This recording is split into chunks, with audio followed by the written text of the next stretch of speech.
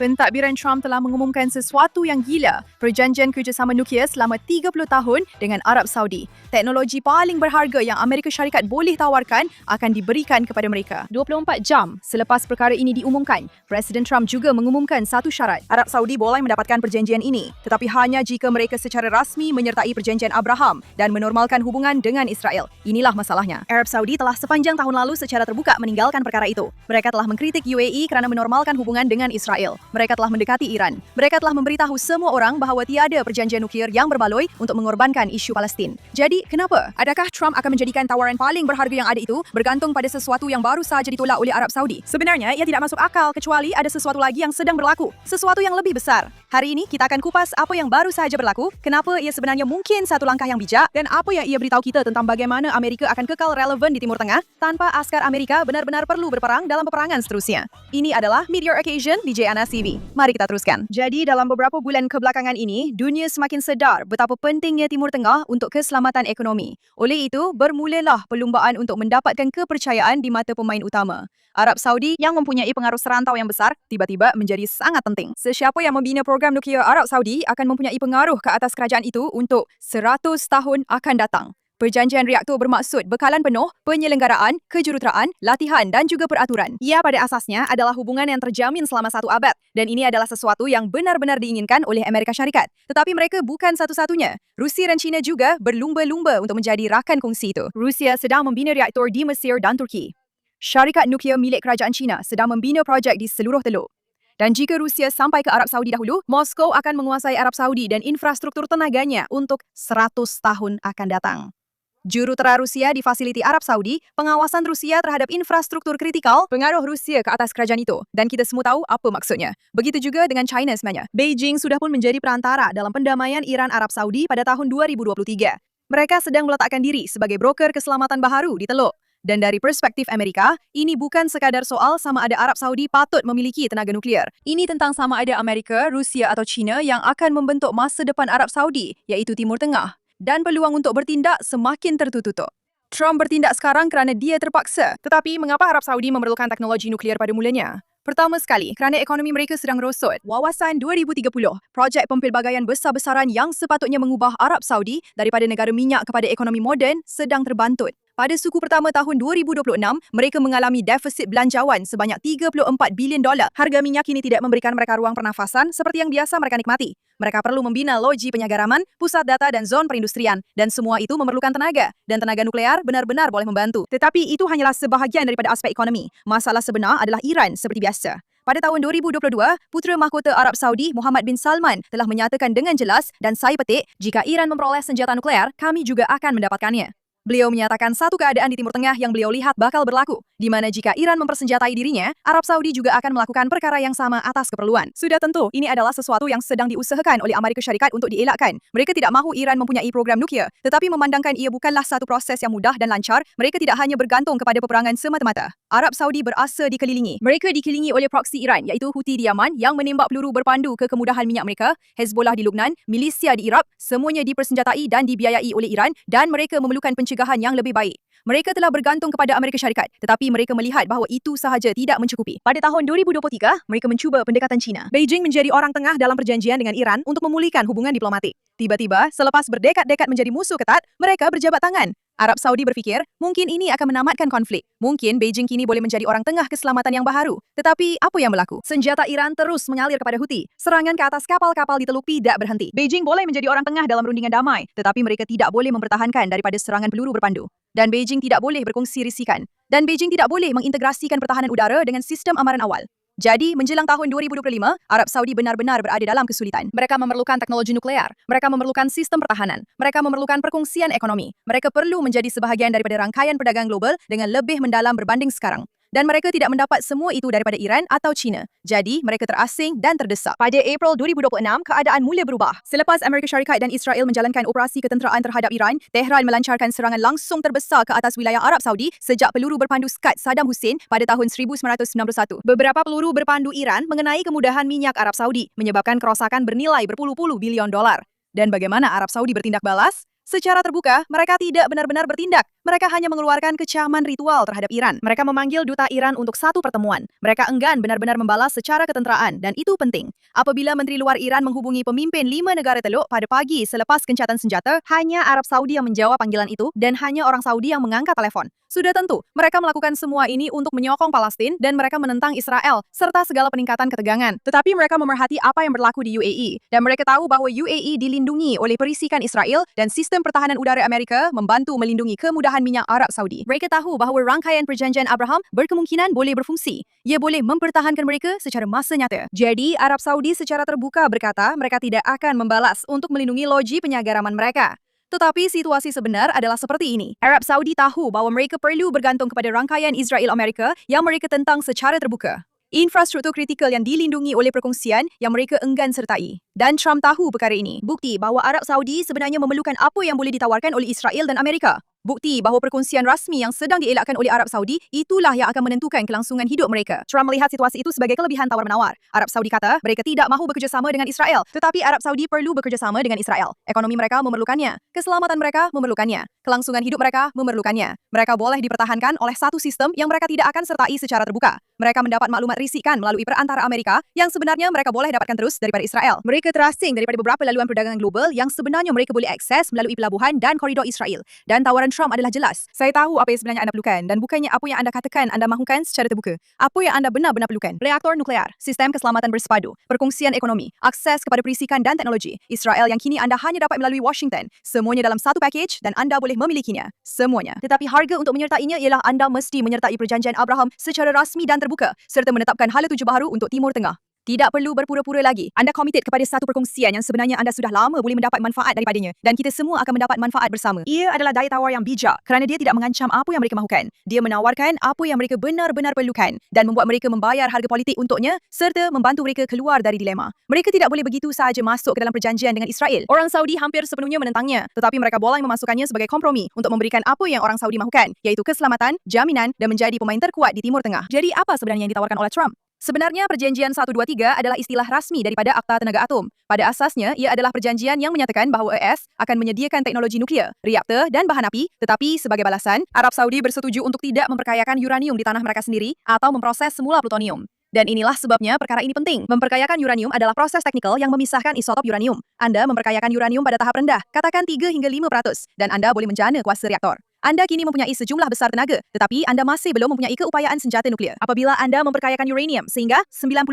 itulah ketika anda sedang membina senjata nuklear. Hanya 5 negara di dunia yang memperkayakan uranium tanpa memiliki senjata nuklear dan itu adalah disengajakan kerana apabila anda sudah menguasai teknologi tersebut, pembinaan senjata hanyalah satu keputusan sahaja. Perjanjian Trump merangkumi kajian selama 2 tahun sama ada loji pengayaan itu berdaya maju dari segi ekonomi di Arab Saudi dan jika ya, Arab Saudi dihalang daripada memperkayakan uranium secara bebas selama 10 tahun. Tetapi ada syaratnya. Perjanjian itu tidak mewajibkan Arab Saudi menandatangani protokol tambahan iaitu perjanjian antarabangsa yang memberi kuasa kepada pemeriksa untuk memeriksa di mana-mana sahaja bila-bila masa tanpa notis. Tanpanya, pemeriksa hanya boleh memeriksa tempat yang diisytiharkan oleh Arab Saudi. Jadi, kemudahan rahsia boleh disembunyikan. Dan itulah pertaruhannya. Trump sedang mempertaruhkan bahawa komitmen Arab Saudi terhadap perjanjian Abraham yang bersifat rasmi, terbuka dan mengikat mereka dengan Israel serta nilai-nilai barat lebih bermakna daripada sekadar perlindungan pengayaan. Jadi, bagaimana ini akan berfungsi? Dalam beberapa bulan kebelakangan ini, Arab Saudi telah mempelajari sesuatu yang mereka sebenarnya tidak mahu akui. Anda tidak boleh mempertahankan ekonomi moden daripada serangan peluru berpandu dan drone hanya dengan usaha sendiri. Ia akan mengambil masa bertahun-tahun. Kemudahan minyak anda, loji penyagaraman anda, pelabuhan anda, lapangan terbang anda, reputasi data anda, pusat data anda yang semuanya adalah sebahagian daripada Vizi 2030. Semua ini kini menjadi sasaran tetap sekiranya Iran memutuskan untuk menyerangnya dan mereka memang boleh. Israel mempunyai sistem yang berkesan, sistem anti-ballistic arrow untuk ancaman jarak jauh, David Sling untuk ancaman jarak sederhana, rangkaian radar, sistem amaran awal. Mereka telah menghabiskan berdekat-dekat untuk menyempurnakan semua sistem ini untuk menghadapi ancaman Iran. Tetapi inilah masalahnya, sistem-sistem itu tidak membantu Arab Saudi, melainkan ada koordinasi secara langsung. Dan koordinasi secara langsung bermaksud hubungan secara langsung. Dan hubungan secara langsung bermaksud penormalan. Dan kemudian ada ancaman dari selatan. Houthi yang disokong oleh Iran bersenjata dengan peluru berpandu dan drone buatan Iran sedang mengancam perkapalan melalui Selat Bab el-Mandeb. Mereka juga mengancam infrastruktur Arab Saudi di sepanjang Laut Merah. Israel sudah mula mengiktiraf Somaliland dan membangunkan rangkaian risikan di Teluk khususnya untuk menangani ancaman Houthi. Arab Saudi juga sedang memerangi Houthi tetapi secara berasingan. Jika mereka menormalkan hubungan, tiba-tiba ini akan menjadi operasi bersama, perkongsian risikan, serangan yang diselaraskan, jauh lebih berkesan dan semua pihak mendapat manfaat. Dan sudah tentu ada juga aspek ekonomi. Arab Saudi mahu mempelbagaikan ekonomi. Wawasan 2030 sepatutnya mewujudkan ekonomi yang tidak bergantung sepenuhnya kepada minyak. Tetapi anda tidak boleh melakukannya jika anda terasing. Anda memerlukan rakan dagang. Anda perlu menjadi sebahagian daripada rantaian bekalan global dan perjanjian Abraham mewujudkan koridor ekonomi itu. Sudah tentu, terdapat sesuatu yang dipanggil Koridor Ekonomi India Timur Tengah Eropah (IMEC) yang kini terhenti kerana Arab Saudi dan Israel perlu bekerjasama untuk menjayakannya.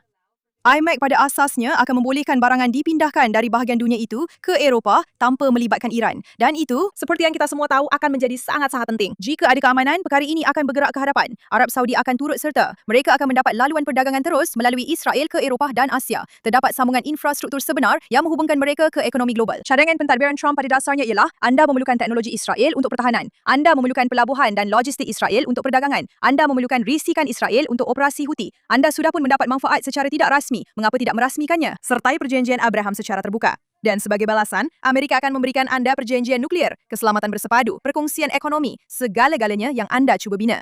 Dan walaupun ini kedengaran seperti tawaran yang hebat, ada sesuatu yang perlu disedari. Memberikan keupayaan nuklear kepada entiti Islamis, ia satu risiko. Arab Saudi mempunyai rekod meninggalkan komitmen apabila ia memudahkan mereka. Selepas perang 2006 dan 2024 dengan Hizbullah, Lubnan berjanji untuk melucutkan senjata milisya itu sebagai sebahagian daripada gencatan senjata. Arab Saudi menyokong perkara ini kerana mereka mahu Hizbullah dilemahkan. Dan apa yang berlaku? Lubnan tidak pernah melucutkan senjata Hizbullah. Sebaliknya, mereka mengambil semua konsesi Israel, sempadan ditetapkan, pasukan. Mereka membiarkan Hizbullah mempersenjatai semula. Tetapi risikonya bukan sekadar mereka mungkin mudah berubah pendirian. Dengan situasi politik semasa Arab Saudi dan ekonomi yang merosot, di Timur Tengah, rampasan kuasa adalah perkara yang sangat biasa. Masa depan tidak pernah terjamin dan menyerahkan keupayaan nuklear kepada entiti yang boleh berpaling tadah adalah satu pertaruhan. Untuk menjadikan pertaruhan itu berbaloi, Amerika Syarikat mahukan jaminan bahawa Arab Saudi komited kepada haluan Barat bahawa mereka akan terikat dalam pakatan dengan Barat dan sekutunya seperti Israel supaya mereka tidak akan membatalkannya begitu sahaja. Dan ada lagi komplikasi. Anda lihat Putera Mahkota bin Salman memerlukan kemenangan di tanah air tetapi rakyatnya sangat marah tentang Palestin. Solidariti terhadap Palestin memang wujud. Ancaman dari Iran juga nyata dan keputusasaan ekonomi juga benar-benar berlaku. Jadi, adakah ia benar-benar mungkin?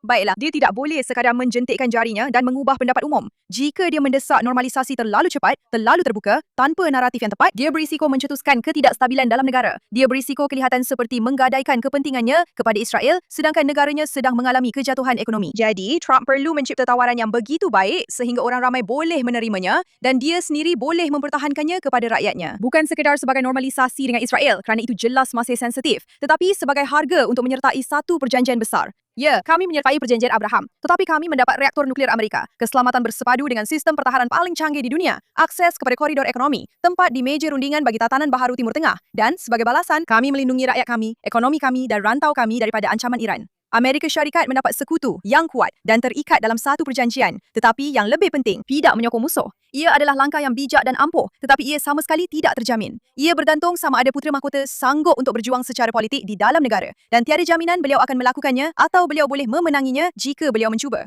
Dan sudah tentu, ada Kongres. Di bawah Akta Tenaga Atom, perjanjian ini perlu melalui tempoh semakan Kongres selama 90 hari. Dalam tempoh itu, penggubal undang-undang boleh mengemukakan resolusi bersama untuk menolak perjanjian itu. Apakah kebimbangan Kongres? Kongres bimbang tentang 3 masalah utama. Bahawa perjanjian ini tidak mempunyai kuasa pemeriksaan sebenar tanpa protokol tambahan. Arab Saudi baru sahaja meninggalkan usaha penormalan dengan Israel menjadikan mereka rakan nuklear yang tidak boleh dipercayai. Mereka baru sahaja mengubah fikiran mereka dan teknologi pengayaan secara asasnya mempunyai 2 kegunaan iaitu laluan terus kepada pembinaan senjata. Kebimbangan-kebimbangan ini boleh menyatukan kedua-dua Republikan dan Demokrat sehingga boleh menghalang keseluruhan perjanjian itu. Tetapi jika mereka tahu manfaatnya, ia mungkin masih boleh berjaya. Jadi inilah perkara yang perlu diperhatikan dalam 90 hari akan datang dan seterusnya. Pertama, adakah Arab Saudi secara rasmi komited kepada perjanjian Abraham? Ini adalah ujian utama. Tidak cukup untuk mereka sekadar memberi bayangan tentang normalisasi atau membuat perjanjian secara senyap. Trump memerlukan pengumuman rasmi secara terbuka bahawa Arab Saudi bersedia untuk melakukannya. Dan jika Putera Mahkota MBS membuat pengumuman itu, Kongres mungkin akan meluluskan perjanjian nuklear tersebut. Dan jika beliau teragak-agak, jika beliau kata beliau perlukan lebih masa atau cuba mencari jalan mengelakkannya, itu adalah petanda bahawa perkara ini mungkin tidak akan berjalan dengan lancar.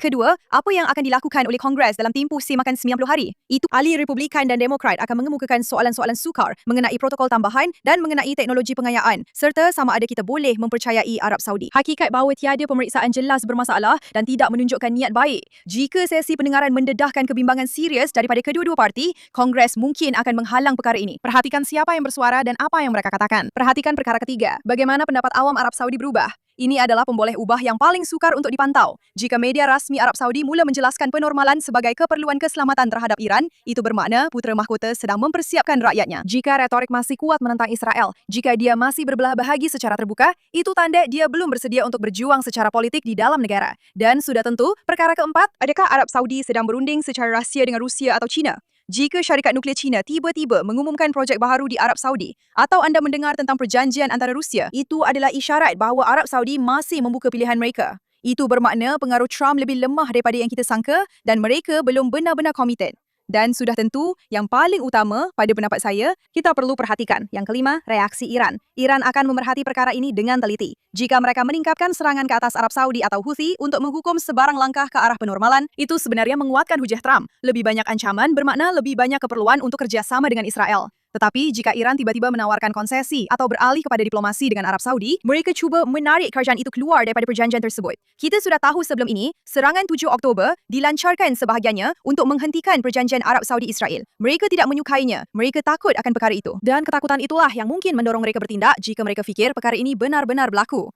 Ada perkara lain yang boleh mempengaruhi hal ini juga, seperti kenyataan awam Israel. Mereka akan mempunyai pendapat tentang perjanjian ini. Mereka akan mahukan syarat yang ketat mengenai pengayaan. Mereka akan mahukan komitmen keselamatan yang jelas daripada Arab Saudi. Jika pegawai Israel mula mengadu secara terbuka bahawa perjanjian itu terlalu lemah, itu boleh menandakan masalah berpotensi dalam kerangka Abraham Accord. Perkara yang paling perlu diperhatikan adalah langkah seterusnya. Putera mahkota Muhammad bin Salman. Adakah beliau akan tampil secara terbuka? Adakah beliau akan melawat Washington? Adakah beliau akan membuat ucapan mengenai kerjasama serantau menentang ancaman Iran? Tindakannya dalam 30 hari akan datang akan memberitahu kita sama ada pengaruh Trump benar-benar berkesan atau sama ada Arab Saudi sedang menyediakan strategi keluar. Trump sedang mempertaruhkan 3 perkara sekarang. Dia bertaruh bahawa insentif lebih kuat daripada ideologi, bahawa ketakutan kehilangan sokongan Amerika lebih kuat daripada ketakutan terhadap pendapat umum. Dan apabila anda menawarkan kepada sesebuah negara apa yang benar-benar mereka perlukan, bukan apa yang mereka kata mereka mahu, mereka akan membuat pilihan sukar dan berkomitmen. Dia bertaruh bahawa reaktor nuklear, keselamatan bersepadu, perkongsian ekonomi dan akses kepada teknologi, keupayaan untuk menewaskan Iran adalah cukup untuk mendorong putera mahkota Muhammad bin Salman mengharungi pertarungan politik di dalam negara. Dia bertaruh bahawa rangkaian Abraham Accords berfungsi, bahawa apabila kuasa serantau diikat bersama melalui teknologi, perisikan dan hubungan ekonomi, ia akan mengikat mereka untuk jangka masa yang lama. Mereka akan terus komited. Dan dia mungkin betul. Kuasa serantau pernah berubah haluan sebelum ini. Mesir telah beralih daripada USSR kepada Amerika. UAE telah beralih kepada normalisasi walaupun bertahun-tahun sentimen anti-Israel. Dan Arab Saudi juga boleh berbuat demikian. Atau Trump mungkin silap. Arab Saudi boleh mendapatkan perjanjian reaktor itu dan kemudian secara senyap-senyap kembali mendekati Iran. Mereka boleh memperkayakan uranium secara rahsia. Mereka boleh menggunakan teknologi nuklear sebagai alat tawar-menawar dan bukannya untuk pertahanan. Mereka boleh membuat komitmen secara terbuka dan kemudian mengambil jalan selamat sebaik sahaja perhatian Trump beralih ke tempat lain. Semua ini adalah kemungkinan dan kami akan memerhati perkara ini dengan sangat teliti kerana ini boleh menjadi perbezaan antara Timur Tengah bergerak ke arah keamanan atau menjadi lebih rumit. 90 hari akan datang akan memberitahu kita apa yang akan berlaku. Saya Ayah Yerke dan saya akan jumpa anda lagi lain kali.